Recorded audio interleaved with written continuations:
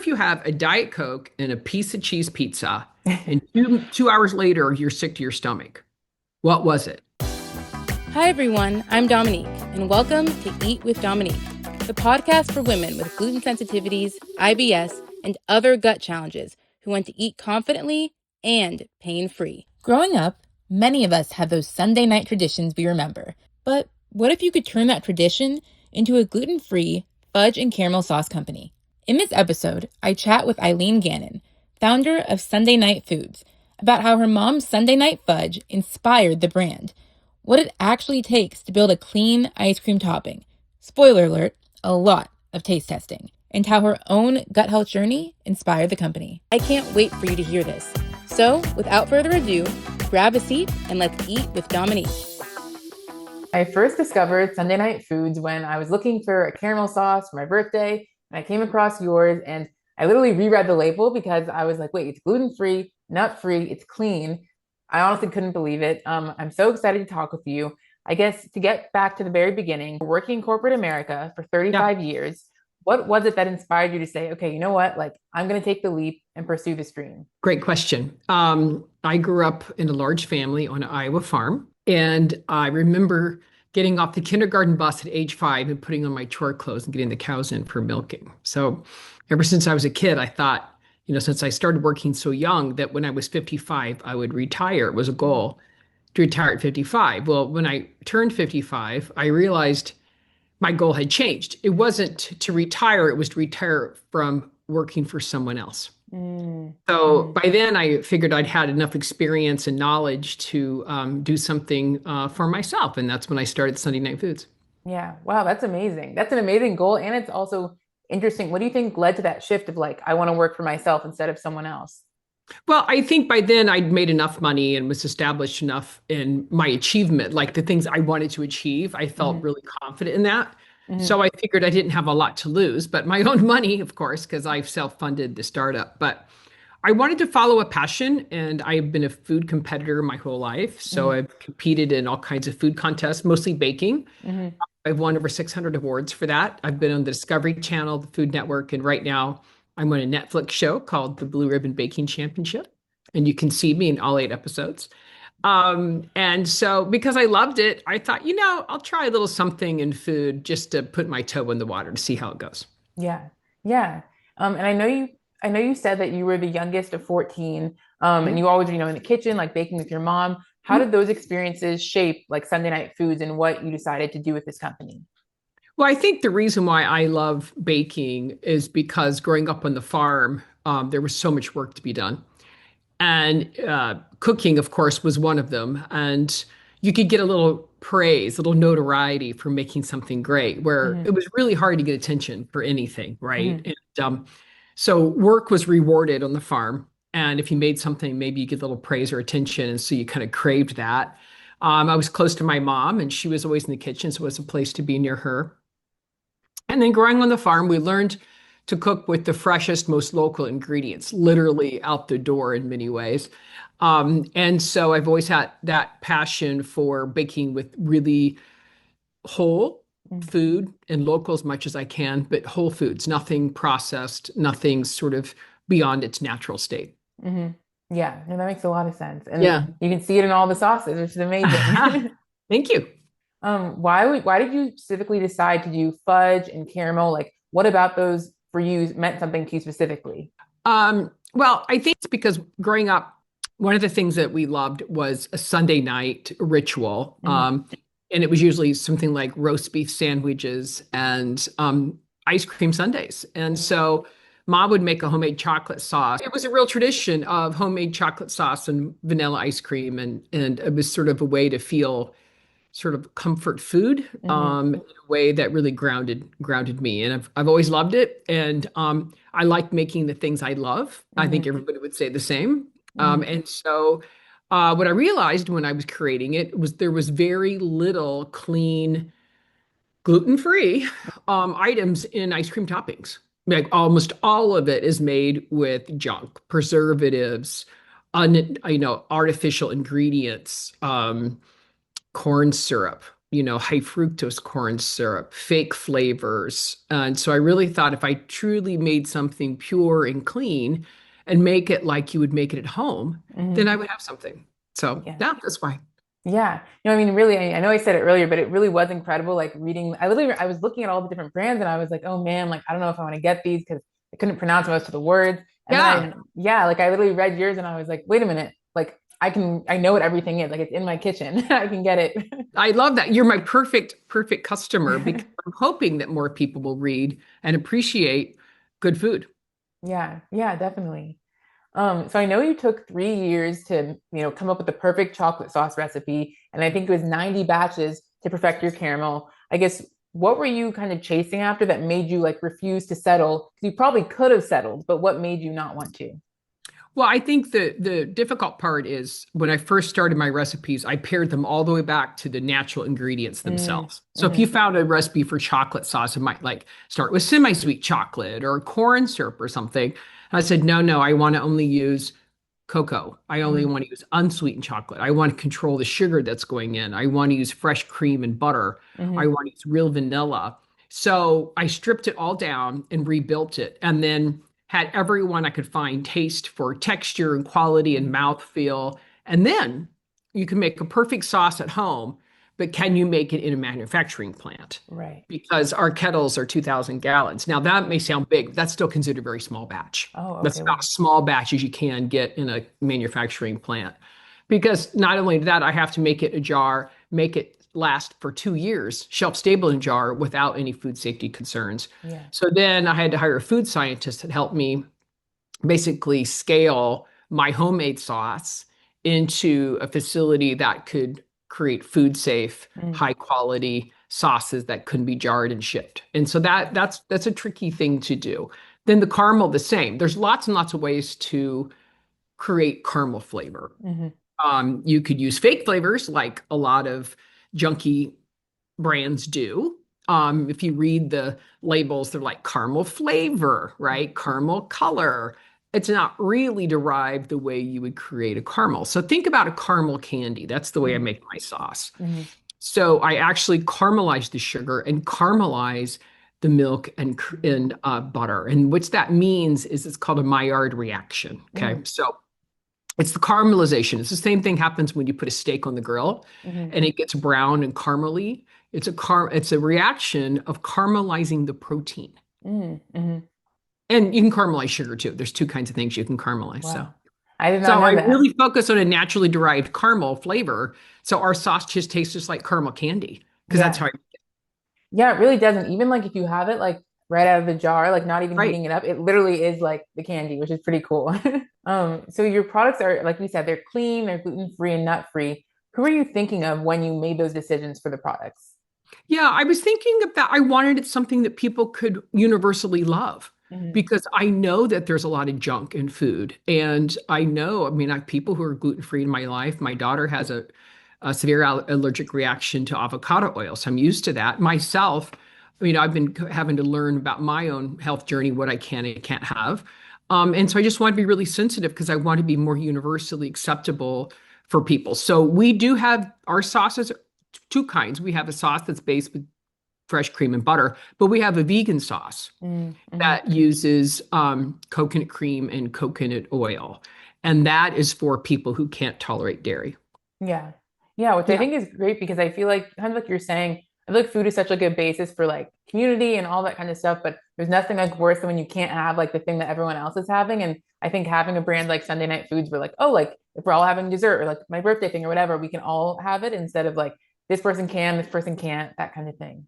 Yeah, and there's a lot of hidden ingredients. And so when you see some ingredients on the label might say natural flavor, you don't know what that is. Mm-mm. That could have gluten in it. You don't know. Yeah. So you have to look for something that truly says gluten free because they really want to stand on that. But I think a lot of people sneak stuff in and people may or may not know what can make them sick until they unfortunately, have a reaction. Yeah. Was there anyone who like tried to dissuade you from doing like the clean label thing or like maybe taking some of those shortcuts? No, never. It was my brand, my idea, my recipes. So Hmm. it wasn't even. No, not once was it considered because when I worked with my food scientist, she knew exactly what I was going to do, and my manufacturer did too. I took Yeah. a long time to find a manufacturer Oh. that wanted to work with the raw ingredients and cook them the way I wanted to. Mm, Because, yeah, a lot of manufacturers want just the quickie shortcuts I can find. So most of the commodity products, at least in my space, um, they're quickie commodity products because they fake flavors. mm, They mm, may say natural flavor, but it's kind of fakey. It doesn't mean that it's real. Like mm. natural flavor can mean so many different things. So people who really, dig into quality food, when you see the word natural flavor, many of them are like, I don't know what that means. It could Hmm. mean 100 different things. I'm just going to stay away. Yeah. Did you Yeah. always know, like, so I didn't know about the natural flavorings. Like, Yeah. I never Look it thought up. about it, but like, how did You you? Google it, you'll Okay. see it means all kinds of things. Wow. Okay, that's crazy. I am gonna Google that after this. Mhm. And I know you mentioned your daughter, has a food allergy. Did that change kind of the way you thought about like the clean foods or the safe foods and that kind of thing? It was interesting. She's allergic to avocados. And Mm, so I was surprised how much avocado oil is in lots right. of things. So, like a lot of natural grocery stores don't like seed oils. And Hmm. I understand, they don't like seed oils. So they either go to beef tallow or avocado oil. Hmm. And for my family, that's not a solution. Hmm. So we have to use seed oils because she can tolerate those, but she can't tolerate anything with avocado. So it made me really, look. Yeah. Just because you think one thing is fine for someone, it's not always the case. So, Yeah. Yeah. mhm, yeah. And I know you launched Sunday Night Foods, as a clean brand, kind of before it was like mainstream to be clean. What does it feel like now seeing like kind of the world and all of us kind of catch up with wanting to eat that way? Wow, it's really exciting for me because I've Hmm. always eaten that way. Hmm. Hmm. There is some preservative, I can't tell you what it is, but it gives me a reaction. Like if I eat like a packaged cookie or a Hmm. donut or something, I don't know what it is. I haven't been able to identify it, but I personally know that certain preservatives hit me, I can tell. Hmm. So I'm very excited to see other people responding because, of course, organics have been around for a while, and I really support the organic movement.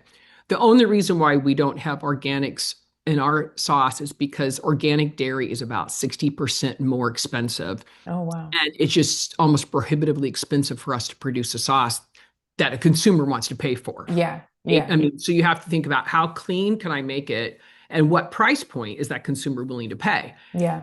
No, it's 60% more. I don't think my consumer wants to pay 60% more. Right. So we have to make that choice. But for us, it's everything, as clean as we possibly can be. But besides the organics, it's wonderful for people to start saying, hey, I don't want corn syrup. Hey, I don't want preservatives. I don't want artificial colors. I don't want artificial flavors. It's very gratifying for me because Hmm. most all of my competitors do all those things. So Hmm. fingers crossed that people will find me more often and like you did. Yeah. And I think that what you said about the price point is also really Yeah. important because like you said, like I actually remember looking, I was like, oh wait, this is cleaner. Like, does it like cost like way more than? And I remember it not. And I was like, whoa, like, okay, I can definitely like get this. It's not, it's better for you, but it also like isn't breaking the bank in order to like have the cleaner thing. Yeah, we're trying to do that. And that was a goal too. And hopefully if a price for organic dairy comes down, we can, start using more organics. And we'd like to be able to do that. It's just that it's price prohibitive at this point. We would actually lose money on every jar. So we're Oh, working okay. toward that. Yeah. Yeah. Yeah, because I feel like so often when I'm looking for things, like the trade-off is like, okay, it's cost versus like the ingredients. And so Right. that was something that was nice. It was like, oh, wait, okay, it doesn't have to Right. be like the trade-off Yep. here. Think of it. If you're in the grocery store and organic is more expensive to you, Hmm. it's also more expensive to me. Mm. And you Hmm. can't always pass that on, through a consumer product. Yeah. So you have to make those choices as you go. But I'm hoping that again, if I can get cheaper organic dairy, then I can make an organic sauce. All right, guys, quick interruption. If your favorite toppings are fudge and caramel like mine, you're going to love Sunday Night Foods. Eileen was kind enough to give our Eat with Dominique community a special 10% off. Just use code SOSWEET10 at sundaynightfoods.com. Links in the episode description.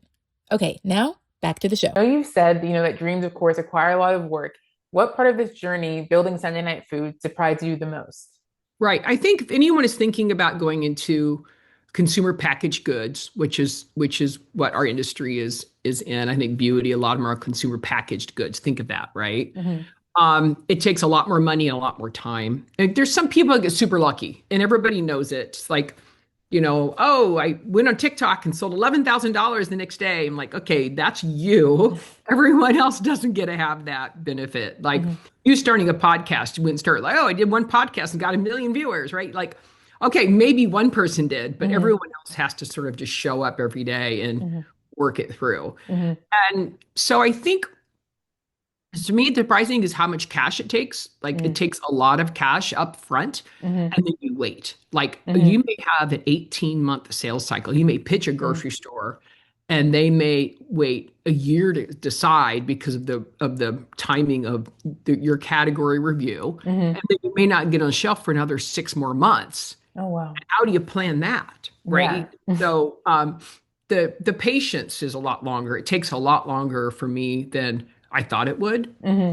takes a lot more cash up front because you have to fund all the upfront cost. Mm. Whether you Hmm. sell or not, it could expire before you get it sold. That's Right. true. Yeah. Or especially if people with shorter shelf life. We have a 2 year shelf life, which makes it a little bit easier. But I think the thing is that there's so much competition in consumer packaged goods. There's always this new thing. Hmm. I think you can almost be too new or too out there. They have to still remember most people still want to buy your product, Hmm. right? So I think Hmm. gluten-free, when it was starting, people are like, meh, it's probably not any good, or even vegan food, right? You word the word vegan on there, people are like, oh, I'm so used to it not being good. Hmm. But it is. It can Hmm. be good. It can be Hmm. delicious. It can be. And so we now have a consumer that understands those things. So now you see a lot more products in the Yeah. space, right? Yeah. Um, and so I think it's just, yeah, cash and time. But both of them take a lot more and a lot longer than I expected. Yeah. Yeah. I guess whenever you were starting out, because I didn't even think of this, like you're funding it before it actually like before Yes, it's officially on the shelf. Like how do you decide like how big a batch is and how do you even think about how long the shelf life is in relation to that? Because if it's 2 years, then it's a right, year and a half cycle. I'm like, wait a right. minute, that's I know. crazy. Blind faith. It's blind faith. So, founders will tell you sometimes you just jump in and you don't think about it Yeah. because if you overthought it, you wouldn't do it. I mean, Hmm. like every founder would probably say, okay, I had blind faith. I just took a chance. And there's a lot of failure. I mean, there's an awful lot of failure, and then you have to be prepared for that too, right? You have to have some guts and some bravery and maybe stupidity. Just say, I'm not going to think about those things. I'm just going to take a shot. Hmm. And you don't really know. I mean, you know, there's a lot of risk. You really don't know how it's going to turn out. So my advice to someone when you start off, find a manufacturer that can make a smaller batch for you. Mm. If you really want it and can make it in your house, you're going to have to get licensed to do so. Some Mm. people start with that and they go out and get a license from their local, agency, whatever. I don't know exactly where it would be, whether it's USDA or state Department of Agriculture, Food, or whatever. Some people will start in their kitchens, Hmm. and that's one way to do it. But you take the risk of food safety. And if you're not a food safety expert, it's a little risky based on Hmm. what you're making, right? You get a little Hmm. scared because you can poison people if you're not careful. Yeah. So I knew I was never going to make it in my kitchen for commercial use. I just didn't want to take on that expense and risk.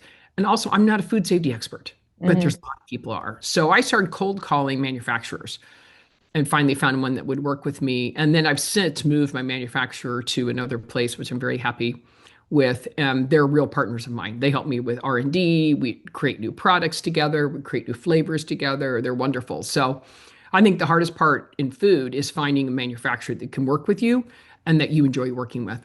Yeah. Yeah. Yeah, that makes a Hmm. lot of sense. Yeah. And I guess like something you said earlier made me think of this. Like, how do you, because you said there's always like the new thing. How do you guys stop yourselves from like chasing a trend? Because I feel like you guys have kind of set the trend. And like I said, the world has caught Oh, up. yeah. How do you stop Yeah. yourself though from making sure like, okay, we're not just putting protein in our fudge just to like have it, you know what I mean? And You're like so stay. true. It's so true. Everybody's got protein now. Everybody's got fiber now. You have to stay true to who you are, right? It's called a core competency. So we have to lean in to make the best that we can be in exactly who we are and not pretend to be something else. Hmm. Let other be what they are. You have a protein bar, that's great. You be the protein bar. I can't be your protein bar, right? And Hmm. trends come and go. Hmm. If you're old like me, you remember when I was in my 20s and 30s, low fat was all the rage. Mm. Everybody was doing low fat. They didn't care about how much sugar it was, right? So you'd be eating candy all day because there was no fat in it. And Right. all the labels would be like low fat, no fat. There was a brand called Snackwells, Mm. and it was really high sugar, but also low fat. So people would be gobbling it up, not thinking about. Now it's almost the opposite, right? Now fat's okay, but sugar's not, right? Mm. And now Mm. protein is a big trend, and fiber is the big trend, and it'll probably stay. But you have to truly, whatever you make, be true to who you are. You Mm. can add alterations for sure. You can add additions, but you have to know if that fits for you. Like it's called a line extension, right? Mm. If I'm starting off and I start makeup, and all of a sudden I'm making popsicles. I'm not sure if that was a natural line extension for Right. me. You'll probably be watch. Somebody's going to start putting protein in foundation and makeup or No. something crazy. But Probably. I think it's just discipline and staying true to yourself. We have some line extensions coming up that are directly in our wheelhouse, right in our core competency, that we're confident in. I mean, I wouldn't go start off, making again popsicles, right? It's Mm. like you have to really grow into what you are, have people find you what you believe in, and Right. then slowly expand from there. That makes sense. Kind of like master your area and Yeah, then extend from there. yeah. Yeah. That Some makes sense. brands fail what's called the SKU flu. You ever heard Mm. that one? Mm-mm. SKU is your single unit, right? Mm-hmm. So some brands, I won't name one. I know one brand that just kept adding more and more products all the time, all kinds of flavors, all kinds of variations, and they failed. Like Mm-hmm. because nobody really knew what they were. They were doing all of this new product development, and if you go into certain distributors, and if you don't sell so much per product, they discontinue you. Mm. So you have to be really careful about that too. It's Yeah. sort of self-limiting. If you have like 10 different SKUs of your sauce, but only three are really selling, you can get Right. discounted or discontinue the other seven. You got all the investment, all that stuff in there. Wow. So you have to be kind of careful. So it's discipline for sure. Yeah. I guess in that case, is it almost, I guess it sounds like it's almost smarter to maybe start with a few, even just like a two or three core things and It's then true. build. Yeah. Yeah, like Yeah. right now we have seasonal flavors coming out and we're Mm. selling some seasonal flavors to our stores. So we have a chocolate peppermint, we have a Mm. chocolate orange, we have gingerbread caramel. Oh. And some stores love seasonal. Some stores like, yeah, no, we'll Mm. never sell seasonal. So our gift stores take a lot more of the seasonal flavors. Right. So we're learning about that, how much Yeah. people really do want an alternate flavor and how much they just want the number one ice cream is still vanilla and chocolate. Yeah. Yes, Yeah. it's true. It's good That's for me because then amazing. you can put sauce on it. So That's true. I know that's well, yeah, vanilla's like perfect for like the chocolate I sauce, know, honestly. right? Yeah. Yeah. Um, whenever someone tries Sunday night foods, what do you want them to feel? Mm. I want him to feel happy. There's certain things that you taste that make you euphoric almost. Like chocolate has a lot of flavonoids and all kinds of things. They benefit, like they've often said, like, when you smell coffee beans, they say Mm. you improve your mood, right? Mm. Hmm. Chocolate, like there's so many wonderful things about the aroma. So if you smell our sauce, the aroma can just make you happy, like Hmm. smelling coffee beans, right? Hmm. We want them to be really helpful, like, oh, this is really good. I'm really treating myself, like Hmm. indulgence, like a little spoon is all you need to like have you treat yourself. Hmm. Be good to yourself. And the other one is that Sunday night, I named it after growing up. I told you, in the farm, we'd have Sunday night Sundays.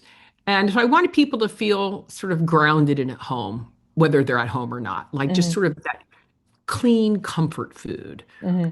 There's a trend now called nostalgia, which Hmm. is versions of old comfort things, like the Hmm. just nostalgia, the word nostalgia, but new. It's kind Hmm. of it's a Yeah. coin word. But yeah, like feeling grounded. I think in a world where people feel uncomfortable Hmm. with disruption, there's a lot of disruption in a lot of places. I think people feel more than ever like they need to feel safe, right? They Hmm. want to feel like there's this place where they can be comfortable and relax and feel grounded. And we want our food to be part of that. Yeah. Yeah. Yeah. That's amazing. Yeah. What do you think? like the little girl version of you who's like in the kitchen and baking with her mom, like what do you think she would be thinking of all of this? I think she'd be happy. I think she'd be happy that she stayed true to herself, and that she didn't honor her mother, which was, I was really close to mom. I was for 33 when my father passed away and 47 when my mom passed away. So I wish I had them longer. So it kind of makes me feel a little more connected to that. But I think my little girl self would be pretty happy with me, but maybe not surprised either. Yeah, Yeah. yeah, that's amazing.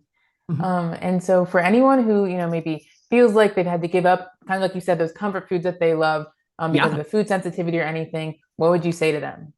I would say get tested, because my own journey, I had IBS for most of my life, Hmm. and I couldn't figure out why. Probably like a lot of your listeners, I'm not really sure what's making me sick, but I kind of feel sick a lot. Hmm. So I did like lactose intolerance test. I wasn't lactose intolerant. I had celiac test. I wasn't, celiac disease. So I'm like, well, why am I still getting sick? So I finally found a test. It was called from biogenetics, but it is testing the protein ability to digest proteins, Wow. not sugars. So Hmm. lactose is a sugar, right? Yeah. And so very different than celiac, of course, I understand that. But the proteins, so I found out that there's certain proteins I can't digest very well. Oh, wow. And one of them is dairy. I can have dairy, but in limited, I have to be careful about limited price. But it wasn't the lactose, it was the protein itself. Oh, So wow. there's a dairy called A2 milk that has Hmm. the protein that you can digest. Hmm. Just learning that that was the difference. It wasn't lactose, but it was the protein made the world of difference for me. Yeah. So with Wow. people have it, find out, try to do deeper testing, to find out what it is. Sometimes you can't figure it out. And it took me 20 years to find like, oh, gee, maybe, just maybe it's this. So Yeah. keep testing, keep figuring it out. But I guess my doctor said if you avoid foods and you feel better, then avoid those foods. But wonder if you have a Diet Coke and a piece of cheese pizza, and two hours later you're sick to your stomach. What was it? Was it Yeah. fake sugar? Right? Some people, I can't tolerate fake sugar. It makes me sick. Hmm. Was it the gluten? Was it the cheese? Was it the tomato? Was it like, I know what it's like to try to chase that down Yeah. and just try to there's tons of good testing now online. Just take some of them, take some tests. That's all I can say. Yeah. Yeah, no, Yeah. that's great advice. Yeah, that's a great example too. Yeah, sometimes if you have multiple things, it's like, how am I supposed to You don't know? There's so know. many Right. ingredients. Yeah, it is. And it can be a real journey for a lot of people. I Yeah, really believe IBS has a lot to do with just defining what that's making you sick, because you yeah. shouldn't be sick from food. Like Hmm. you really need to find out what it is, and isolate that. Yeah. Yeah. And I think Mhm. it's so important too, to your point, because I feel like a lot of times we'll just brush it off, especially as women. It's like, okay, like Yeah, I just feel bad and I just put up with it. And it's I'll like, be well, no. fine. I'll be fine Yeah. tomorrow. Yeah, I know, right? Yeah. Yeah. I did. I put up with it a long, long time, and I'm like, okay, I'm really going to try harder to see what it is. And it wasn't that apparent. It took like again, I went to all these other tests, and doctors were like, well, we don't know. So I finally just tripped across this one at an alternative clinic, and like, oh well, I guess I'll look into protein. And wow, there you Yeah. go. Yeah. Yeah. Yeah. Because something I also think about is like, if you, like you said, if you eat something and it bothers you, it's like, imagine the inflammation that's happening Right. on the inside. It's like, wait, so it is really important to tap into Hmm. that. So the other part of the healing was this regimen was find the proteins that you can eat. Hmm. And then theirs was, okay, stay away for 4 months, go cold Hmm. turkey for Hmm. 4 months, stay away from sugar for 4 months. Don't do it Hmm. with my sausage sugar. I'm done. And then take what was called oil of oregano. It's a natural anti-inflammatory. You can buy it Hmm. at any health food store. That was Hmm. it. So I did it for 4 months and healed my stomach. And now I can eat a little dairy, but I can Wow. have all the sugar and everything now and have no problem. But it was Wow. just about reducing inflammation in your gut. Yeah. Um, and then once you do that, you can reset probiotics and all this stuff. But yeah, so Wow. I believe that sugar is much better for you than fake sugar. That makes sense. Do. Most people can tolerate sugar. It's the Mhm. fake sugar that I think a lot of people have intolerances to. At least me personally, gives me a stomach Yeah. ache. Yeah. Yeah. Yeah. It's like you said, all like the fillers and all that other stuff Yeah. happening with it too. Yeah. Sucralose, all that aspartame, all that stuff. Yeah, that's a Yeah. gut killer if people, for a lot of people. Yeah. No, definitely. Mhm. Okay, so it's time for the rapid fire. This Yeah. is really helpful though. I'm Okay. like, okay, I need to look up this stuff afterwards. I got you. Yeah. The first question is sweet or savory? Sweet. Go-to gluten-free, gut-friendly snack. I love those little seed crackers, like the Mm, almond crackers, nut crackers or seed crackers. I'm mm. talking that those are delicious. Yeah. Favorite Sunday night food sauce. Bittersweet. Favorite thing to put caramel on. Vanilla ice cream with roasted pecans. Favorite thing to put fudge on. Probably strawberries. Okay. Yeah. Food that instantly feels like home. Ice cream sundaes. Yeah. Oh yeah. Oh yeah, Mhm. because you said Sunday nights, that Yeah, was it. Yeah. absolutely. Perfect. Caramel or fudge? Both. Fair I enough. can't pick between my children. Very fair. I have gotten like really into caramel the past year, so honestly, I think I'm the same way Oh, now. I tell you what, when people have the caramel though, they're surprised how delicious it is. If you do a side-by-side test of anything else on the store, you're like, oh my goodness, there is a Yeah. difference. Yeah. You can tell we use fresh cream and butter. You can tell Oh we yeah. use real tradition. I mean, it shocks you how different how much better the taste is. It really does. Yeah. The consistency is amazing. It really was like I really was like, wow. That's why I had to Yeah. talk to you. I was like, this is really I'm good. so Like excited you did. Yeah. okay, so to close, so growing up, my dad would always say, whether it's about food or people or life, Mhm. that things should be good to you, good for you, and good with you. When it comes to gluten-free, gut-friendly eating, what does this mean to you? I think it means find out what is best for you and do more research. If you're still out there thinking, I don't know why I'm sick, I know I feel better if I avoid gluten, but I'm still sick from other things, find out what those are because you can. Because my journey, I did. And Mhm. it changed my life. And so keep finding. I know I've seen more and more things on the internet, like different tests for your gut. So learn what's good for your gut because then it'll be good for your brain and your body and everything else. Yeah, that's great advice. Is Yeah. there anything else you'd like to share?